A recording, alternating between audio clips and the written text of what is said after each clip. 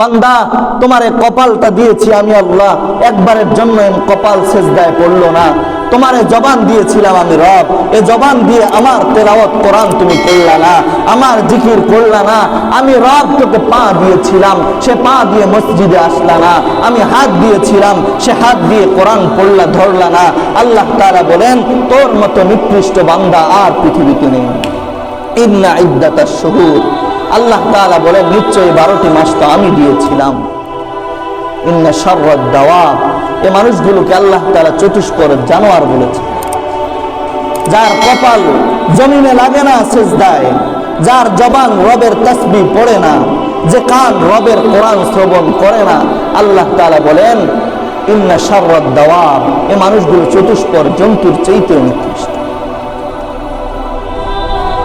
এজন্য কন্ট্রোল করি, নিজের নফসকে যদি বাঁচাতে চাই জুলুম থেকে, তাহলে কি বললাম, এ কপাল সেজদায় লাগাতে হবে, এ জবান দ্বারা রবের তাসবিহ পড়তে হবে, এ কান দিয়ে রবের কোরআন শুনতে হবে, এ হাত দিয়ে রবের কোরআন ধরতে হবে, এ পা দিয়ে মসজিদে আসতে হবে।